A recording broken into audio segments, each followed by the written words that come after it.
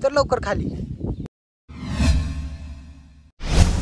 नमस्कार मित्रांनो, स्वागत आहे तुमचंच माझ्या नवीन ब्लॉगमध्ये. आणि जसं की तुम्ही टायटल बघितलंय, आज आपण चाललोय अमृतेश्वर मंदिर, जे खूप प्राचीन मंदिर आहे आणि जे सह्याद्रीच्या कुशीत ते मंदिर वसलेलं आहे. तर आपण आज तिकडे चाललेलो आहे. तर बघूया, स्पेशली हा व्लॉग जे महादेव भक्त आहे त्यांच्यासाठी खूप इम्पॉर्टंट आहे असं मला वाटतं. तर ऑल द महादेव भक्ट्स आउट देअर, चला माझ्याबरोबर जाऊया आपण महादेवाचं मंदिर, अमृतेश्वर मंदिर बघायला. सो चलो.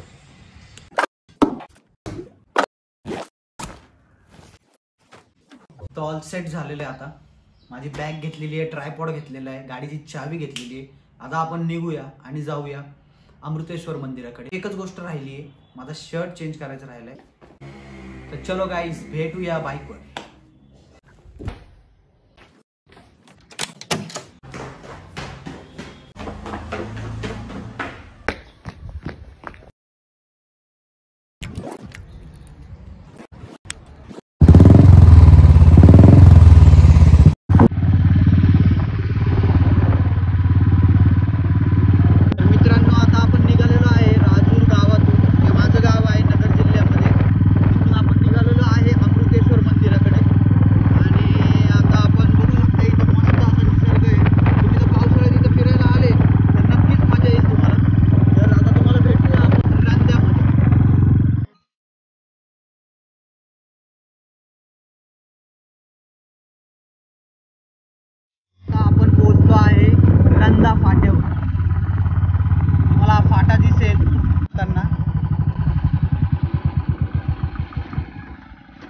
तर मित्रांनो, जेव्हा तुम्ही येता संगमनेर किंवा पुण्याकडून, फाटा लागेल रंध्याला. इकडून तुम्हाला वरती जायचंय, डावीकडे, सरळ नाही जायचं. सरळ रस्ता जातो वाकी, घोटी, नाशिककडे. तर तुम्हाला इकडून आले की वरती टर्न घेऊन जायचंय, एवढं लक्षात ठेवा. आपण आता रंध्याच्या पुढे टर्न मारलेला आहे वरती. जो रस्ता रतनगड, अमृतेश्वर मंदिर, भंडारदरा या साईडला जातो. परिसराच्या चारही बाजूला सह्याद्रीच्या रांगा आहेत. सर्वात उंच शिखर कळसुबाई हे सुद्धा याच भागात स्थित आहे. पुढे गेले की तुम्हाला रतनवाडी फाटा लागेल. तर चला, तुम्हाला भेटूया रतनवाडी फाट्यावर.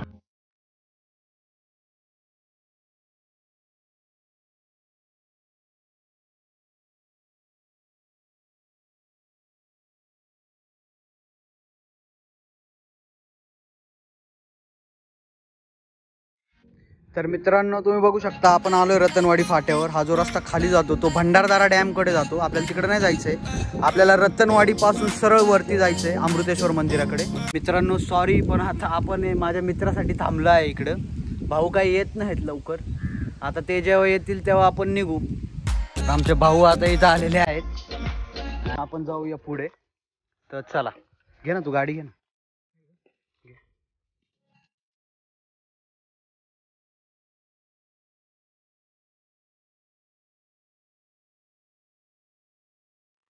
आपण रतनवाडीच्या पुढे चाललोय आता अमृतेश्वर मंदिराकडे. तर इकडे येताना एक गोष्ट नक्की लक्षात ठेवा की गाडी एकदम सावकाश चालवा, कारण की इथले रस्ते पण खराब आहेत आणि जे सिटीवरून पब्लिक येते त्यांना काय रस्त्यांची एवढा अंदाज नसतो आणि ते फुल स्पीडमध्ये असतात. तर कृपया आपला स्पीड कमी ठेवा आणि एकदम हळूहळू या रस्त्याने का, कारण की बघू शकता तुम्ही, पूर्णपणे खड्डे आणि खराब रस्ता इथला.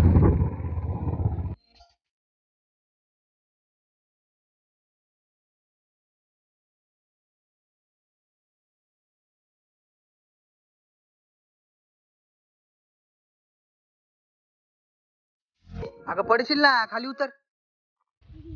कशाला चढती वरती, पडली तर. उतर लवकर खाली.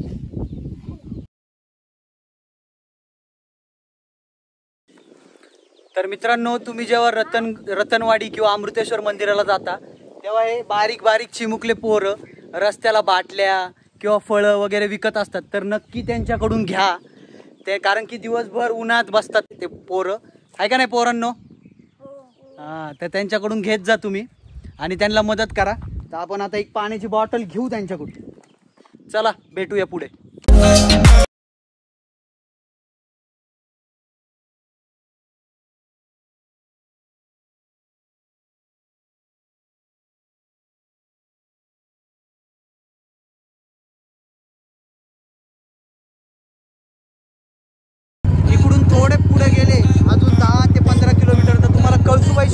बघायला भेटतं जे याच भागात आहे. तर मित्रांनो, अमृतेश्वर मंदिराकडे जाताना तुम्हाला इकडे एक नानी फॉल भेटेल. तुम्ही कधी पावसाळ्यात, आता तर पाणी नाहीये, पण पावसाळ्यात आला तर मस्त असा व्ह्यू आहे या फॉलचा. इथून फॉलचा तुम्ही बघू शकता. तर मित्रांनो, या रस्त्याने जेव्हा तुम्ही येता तेव्हा जसं मी तुम्हाला सांगितलं हळू येत जा, कारण की आता मागाशीच मी बघितलं एक माणूस चक्क त्याच्या बायकोला, म्हणजे तो बाहेरचाच होता, इथला नव्हता, गाडी शिकवत होता या रस्त्यावर. म्हणजे आता हा रस्ता गाडी शिकवण्याच्या जोगदा आहे का हे लक्ष द्या, कारण की असे तुमच्या अंगावर सुद्धा येऊ शकतात. काळजी घ्या फक्त तुम्ही राईड करताना अमृतेश्वर मंदिरात.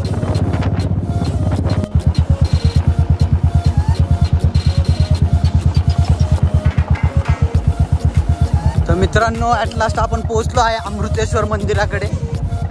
इकडून सामरत गाव 8 किलोमीटर, घाटगड 14 आणि हे अमृतेश्वर मंदिर आहे.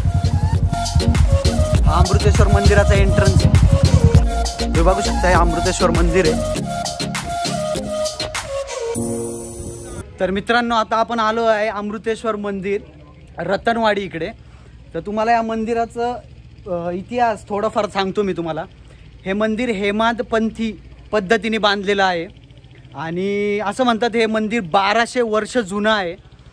त्यानंतर जेव्हा समुद्रमंथन झालं होतं आणि ज्या समुद्रमंथनामधून जो अमृत कलश भेटला होता, तो अमृत कलश याच मंदिरात ठेवण्यात आला होता. म्हणून या मंदिराला अमृतेश्वर मंदिर असं म्हणतात. आणि असंही म्हणतात की जे अगस्ती ऋषी होते, अगस्ती ऋषी महाराज होते, त्यांनी स्वर्गाहून प्रवरा नदी बोलवली होती आणि ती जी नदी बोलवली होती ती या अमृतेश्वर मंदिरामधूनच उगम पावली होती. तुम्ही बघू शकता हे मंदिर 1200 वर्ष पूर्वी बांधलेलं आहे, पण ह्याचं जे कोरीव काम आहे अजूनही छान अशा पद्धतीने तुम्ही बघू शकता. हे बघा, जी खिडकी आहे, हे जे कोरीव काम आहे ते अजूनही मस्त अशा पद्धतीने ठेवलेलं आहे. मंदिराचा कळस जेव्हा तुम्ही बघता तर त्यावेळेसच्या इंजिनियर्सला दाद द्यावीशी वाटते. तुम्ही बघू शकता किती मस्त असं कोरलेलं आहे वरती सुद्धा कळसावर. जेव्हा शिल्लाराचं राज्य होतं त्यावेळेस हे मंदिर बांधलेलं आहे आणि हे मंदिर जांज राजा यांनी बांधलं आहे. त्यावेळेस या राजाने 12 मंदिरं बांधली होती आणि त्या 12 मंदिरांपैकी हे एक मंदिर आहे अमृतेश्वर मंदिर. आणि या मंदिराला 2 द्वार आहेत. हे आहे पूर्वद्वार, तुम्ही बघू शकता, इथून तुम्ही एंट्री करू शकता. हे आहे पूर्वद्वार आणि हे जे द्वार तुम्ही बघत आहात जिकडे नंदी आहे, हे द्वार आहे पश्चिम द्वार. तर असे 2 द्वार आहेत या मंदिराला. हे जे मंदिर बांधण्यात आलं आहे ते 2 दगडांमध्ये बांधण्यात आलं आहे, काळ्या आणि लाल दगडांमध्ये.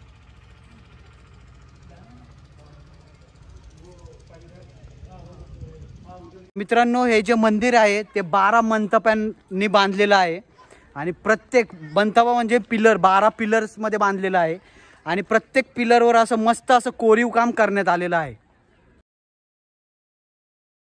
हर हर महादेव. तर हे अजूनही जे मंदिर 1200 वर्ष पूर्वी बांधलेलं आहे त्या मंदिरामध्ये जे पिलर्स आहेत बघा, तुम्ही जे पिलर्स बघताय त्यावर जे कोरीव काम आहे ते एकदम सुंदर आहे अजून सुद्धा. नाही तर आपल्या इंजिनियर्सने बांधलं असतं तर आतापर्यंत ह्या सगळ्या मूर्त्या इथं दिसल्याच नसत्या.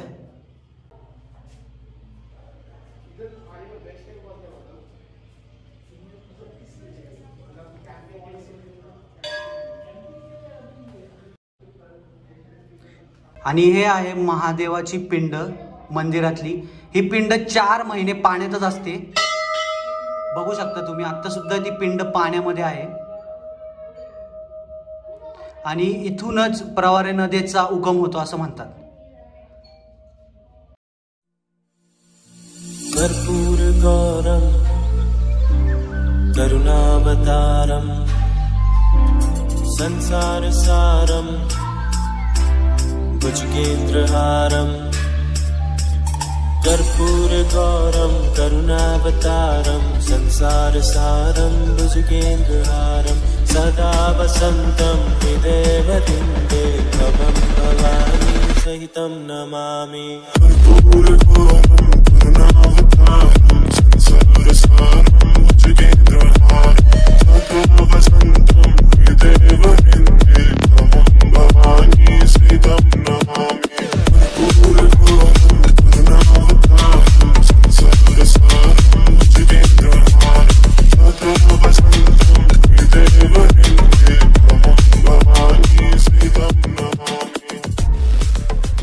तर मित्रांनो, मी तुम्हाला सगळं काही सांगितलं आहे अमृतेश्वर मंदिराबद्दल. हे होतं अमृतेश्वर मंदिराचा इतिहास. जेवढं काय मला माहिती होतं, शक्य होतं तेवढं मी तुमच्यापर्यंत पोहोचवलंय. तुम्हाला जर माझा व्लॉग आवडला असेल तर नक्की कमेंटमध्ये मला कळवा, लाईक करा, शेअर करा, भावांनो सबस्क्राईब करून टाका. चला भेटूया तुम्हाला माझ्या पुढच्या ब्लॉगमध्ये. तोपर्यंत